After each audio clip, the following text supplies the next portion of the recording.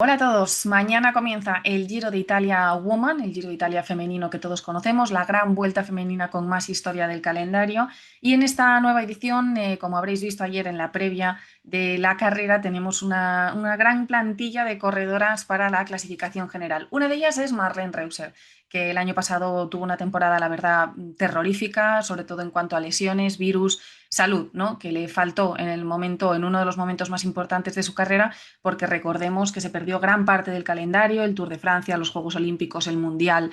Y bueno, fue un año bastante malo que terminó con la salida del Team SD Worx para irse al equipo Movistar con la idea clarísima de liderar el equipo en las grandes vueltas por etapas, algo que además de hacer muy bien en lo que va de temporada, recordemos que fue segunda en la Vuelta a España y que acaba de ganar el Tour de Suiza en su casa precisamente a la mejor vueltómana casi de estos últimos años, Demi Vollering.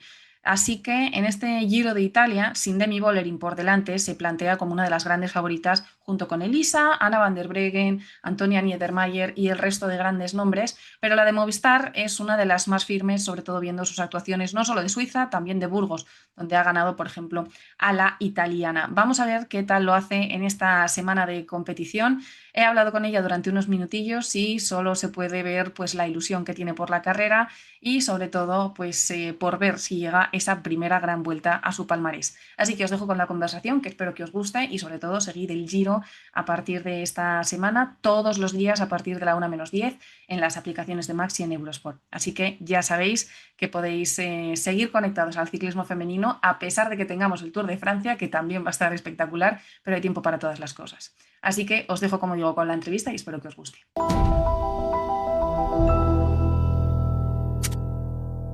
So, good afternoon, Marlene. First of all, how are you? How are you feeling just at the before the start of this Giro d'Italia? Good, thank you. And looking to your results in this 2025 season, you came to the Movistar team with clearly ideas to lead the group in the tour stages, and now you are achieving really pretty good goals, like for example the Tour of Switzerland recently. And you were second in La Vuelta a España, is something that puts you in the group of favorites for this year or two. In this time, it's not Demi Vollering in the star list, so is the only person that could win you in a Grand Tour. How do you feel in this new role about the leadership in Movistar and being one of the favorites for the Grand Tours? How do you feel with this kind of pressure or new role for you? Okay, there's many things. So, you said Demi Vollering is the only one that could beat me in a Grand Tour. I think we cannot say this. It's always a new race. I mean, the Everybody only can one beat that did it already in this new in this year, role yes. for both of you. But then also you could say like now the last World Tour race I beat her. So we don't know where we are. Yes. So yes, I'm really really happy that I'm on Team Movistar now. For me, it was a very big change that I enjoy very much. As well as I think the whole sport is happy, or almost everybody. I think it's before we had a huge dominance with Team SD Worx. Before my big sickness last year, we were world number 1, 2, 3, and 5 on the same team, and we won so many races that I personally think it was not so interesting anymore, or it was not what I like, because I like that it's not clear who's gonna win. There's a big competition and it's really, you have to play the game and it's interesting. I hope it stays like this, and I'm super happy to be part of a team where I can have the role as a clear leader and play the game against my competitors together with this super nice team Movistar. So I like it. Last year, the spectators and journalists thought that there were a lot of big talents in SD Worx. You, Demi Vollering, Lotte Kopecky, then Anna van der Breggen announces her coming back to the peloton. Did you think about that when you were at the SD Worx, that if you take separate ways, you could be better, not only individually, even more in the sport, the spectacle of being one of the leaders for the GCs, because you were a domestique for Demi Vollering these years. You had opportunities to win races also, but we thought that there were too many talents in the same team. Did you think about that? Yeah, that's what I just meant with my answer before. Like we were all so strong on this team, all on one team, and it was not so interesting like this. So yes. And you talked to Demi about that, or Lotte? It was a usual conversation between you?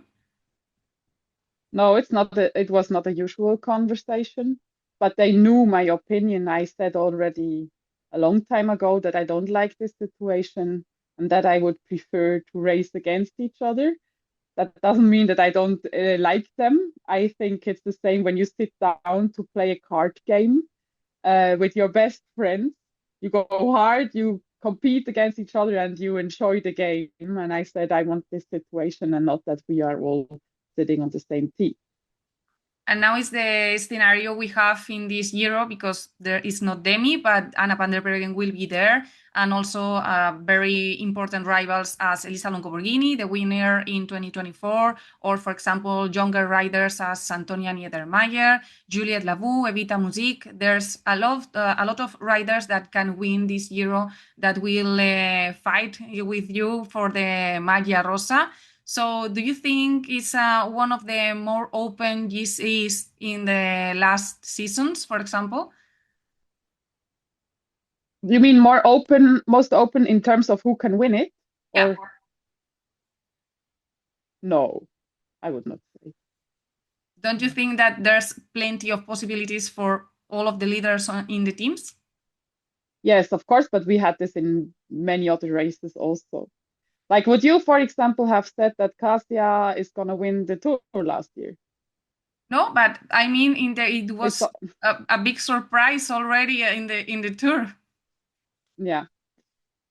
I don't know. I think when you look at last year's Giro, you could also not say who's going to win it.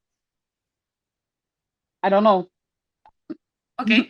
And one thing that we saw is that you had, I don't know if you maintain your relationship, maybe a friendship with Demi, as you were teammates for 3 years, if I am not wrong. And Yeah. you travel and you spend a lot of time together. Do you think that you have some gestures, or maybe you can identify a behavior from Demi because of spend that time together, that you can identify maybe that she's suffering racing, that she's not having a good day? Even she will know about you too, but maybe you can identify these little details that can help you. I think for sure. I think I know her pretty well, especially in racing. And I think this is for sure an advantage that I have, that I understand.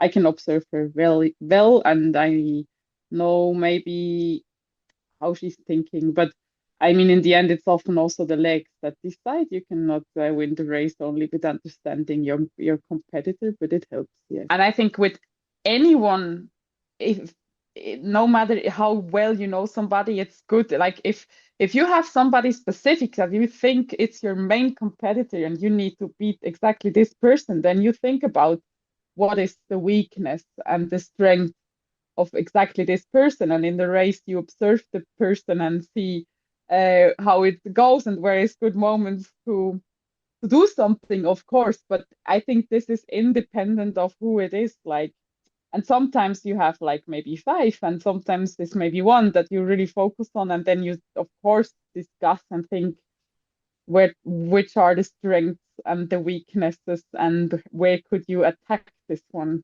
That's part of the game, I think. And going back to the Giro, this year we have a very varied route that already starts well for you with the time trial in Bergamo. Would you like to be the leader from the start, or would it be too much responsibility for the team when it comes to work the rest of the days? So yeah, it's a good question that I asked myself also. I think it would be nice there, no problem to not have the whole week the jersey, of course.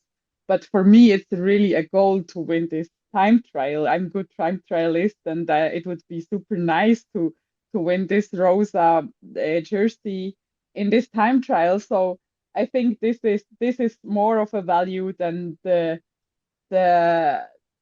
cost of taking responsibility for the next days. And I think it's also possible that the one that wins the time trial, it's not going to be big time gaps, as it's not a long time trial and it's flat. So I think it's just a few seconds.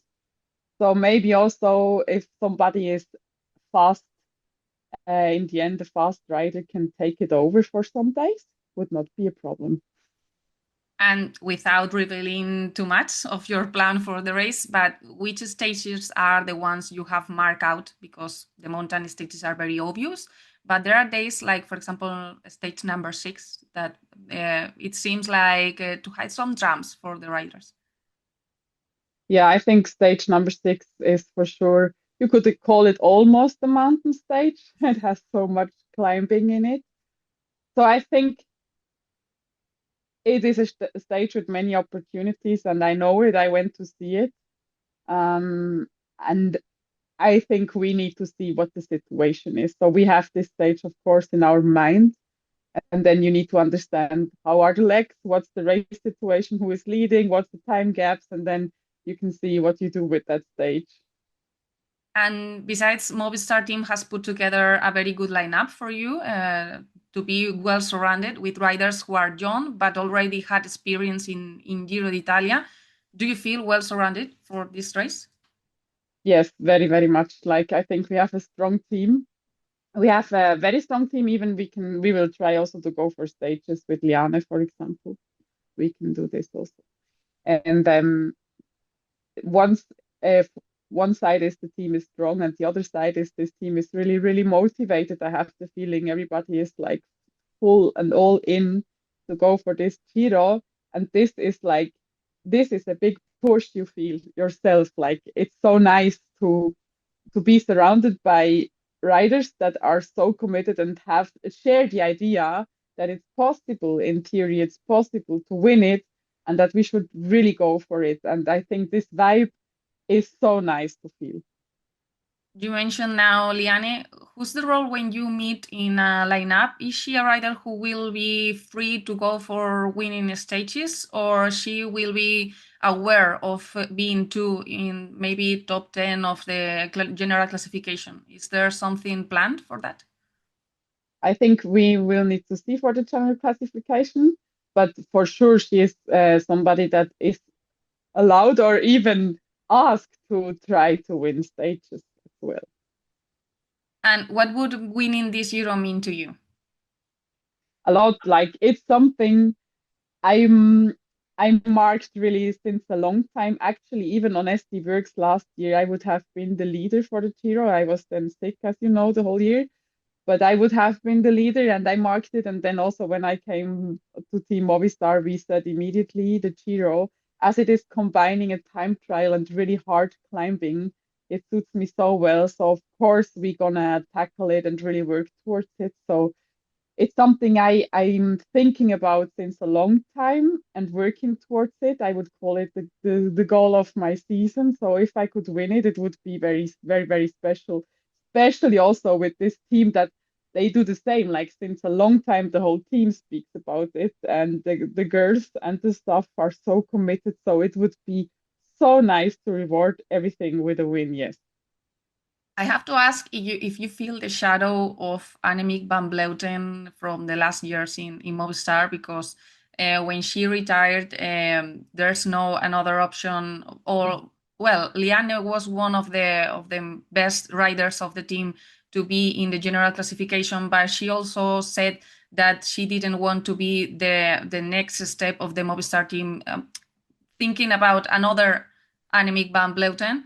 I'm not telling that you have to be this role, but it's something that really matters in women's cycling right now. The legend that was Annemiek van Vleuten and what she did in Movistar. Do you feel this spirit maybe that she left in the team?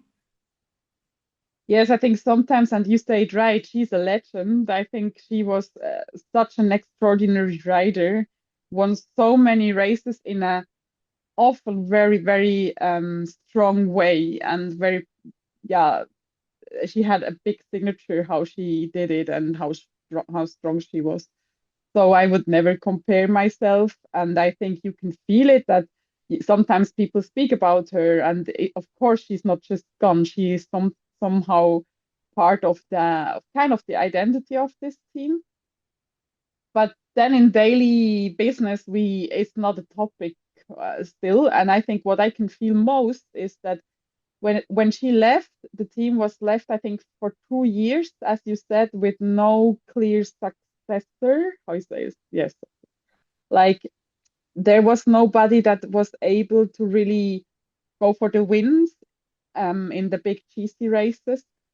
And the team had maybe sometimes a bit of hard time in this situation, because I think it's not nice to race if you know somehow it's not possible to go for the podium or for the win. It's like for less than this, and then maybe it's not so motivating. And I think I can really feel now that everybody's happy to have somebody back, that we all believe it's possible, and we showed in the past that in the past weeks and months that we can do it and it's possible. So I think the fact that somebody like this was missing now for 2 years makes it much more exciting to do it together now. I think if it's a team that has 3, 4, 5, whatever people that are very, very good, and there is a competition in the team, then you never have this full commitment towards one goal, how we have it here now. Yes. I listened to your interviews after races you won, for example, in Burgos, and you always talk so well about your teammates and the staff of the team and everything about your welcome in Movistar. Why or what were the reasons you choose Movistar to change the team? So what I understood, I'm not so long in cycling. I came pretty late. I've seen a few teams, and I could understand that the dynamics on a team, like the culture, the people that are there, the way things are done, the way you treat each other, and yeah, everything has a big influence on you as a human being and then as an athlete, and is defining a big part of your life at the moment. So I understood for myself that the priority to find a team where I feel really at home and in a good atmosphere is super high for me. So this was like my priority one. I want to find a team where I have the feeling it's a good place for me to be. And of course, you cannot know before, because actually you need to be in a team to really understand. So you need really to listen to your belly gut feeling. And I did this. I had a big trust here. We spoke since a long time, and I had a really, really good feeling. So this was the main thing to make this decision, and I am not regretting zero. That I think the gut feeling, as always, was right. And then the second thing was I needed a team, but there was many teams where I get a clear role as a leader. I was not willing anymore to be in a shared leading position for the GC races. I didn't like this. So for me, that was clear. I want to be on a team where I gonna be the leader for the GC. So I found this super good place here, and as you observed, I'm really happy. Yes. And I have to ask if it is uncomfortable for you. It's not necessary you to answer. Did you feel at home in SD Worx? Yes, it's difficult to answer. I'm not gonna go into detail. I think it's a very good team. I think for many it's a super good home, but I think for me it was not the best. Okay. And the last one, the Tour of France. There's a change for 2026 that the Giro will be at the end of May. That it's a significant change for you in the calendar because it means that you don't have to be in the same dates as the Tour of France with the men's race. So it's gonna be a big change. But now you only have 14 days to recover for the Tour de France, and it will be one of the most exciting ones for all the spectators because of the rivals you will have to fight for the GC. If you win the Giro next week, you will be more relaxed to the Tour de France, so nothing changes. Okay, now I was really listening close because I didn't know this. So next year the Giro is gonna be end of May, so directly after the Vuelta or what? And the Tour de France stays in the same place or what? When the men's race of the Giro ends, there will start the women's race as the same of the Tour de France. It will be the first week of June. Okay. So I can answer on this second part of your question that I think now really the focus is on the Giro. Like Tour seems far away, even if it's of course not far away. It's gonna be soon after the Giro, but my focus is fully on the Giro. I would be so happy if I could win it. And then of course, I mean, with the legs I had the last weeks, I don't know how they are now, and the team I have around, it is not stupid to go also full gas in the Tour. But the first I first I do the Giro, then I enjoy and recover, and then we see what we do in the Tour. Okay, perfect, Marlen. So thank you for your time. Good luck Thank on you. the Giro, and I hope to see you in the Maya Rosa and a big spectacle with all your rivals. Thank you so much. Gracias, Laura. Gracias.